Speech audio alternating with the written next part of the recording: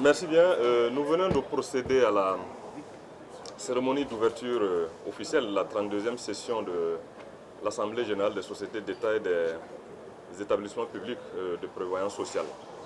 Et comme vous le savez, il s'agit d'une instance de redevabilité pour ces structures de l'État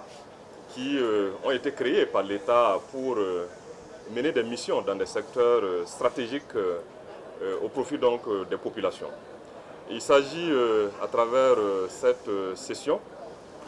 pour les différents membres statutaires de l'AG des sociétés d'État et des EPPS de passer en revue les comptes de ces structures arrêtées au 31 décembre 2023, de passer en revue aussi les rapports de performance et apprécier les activités qui ont été menées dans ces structures et donc formuler un ensemble de recommandations pour les inciter à toujours rester sur les chantiers de la performance. Et lorsque nous avions fait l'analyse des états financiers cumulés de toutes ces structures, je note bien qu'il s'agit de 19 sociétés d'État et 3 établissements publics de prévoyance sociale. Et quand on regarde au niveau de ces 19 sociétés d'État, il y a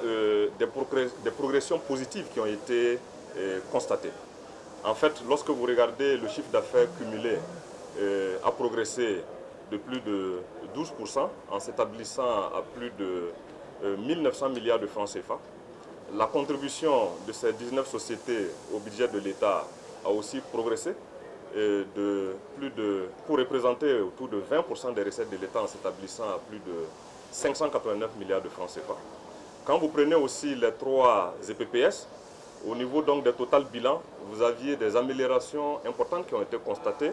et avec un total bilan qui cumule à plus de 350 milliards de francs CFA en progression par rapport à l'année 2022. Et la contribution de ces structures aussi au budget de l'État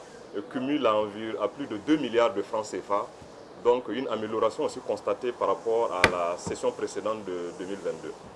Et nous l'avons indiqué, et le Premier ministre l'a indiqué lors de son discours,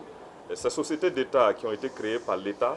doivent jouer un double rôle. Ce double rôle donc de résultats financiers et pour respecter les différents équilibres de ces institutions dans le cadre de leur mission,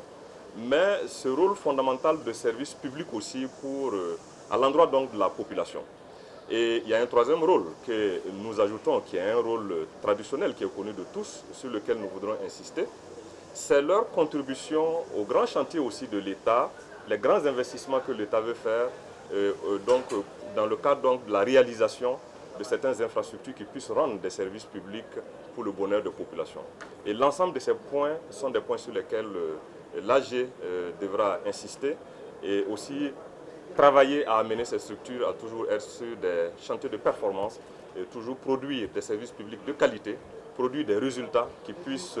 profiter à l'ensemble du peuple burkinabé et non à quelques personnes regroupées au sein de certaines entités seulement. Il s'agit de leur rôle régalien, leur rôle responsable, leur rôle social et nous insistons aussi sur la pratique, l'adoption des pratiques de bonne gouvernance au sein de tous ces établissements, de ces sociétés de l'État pour donc le bonheur des populations burkinabèses dans leur ensemble.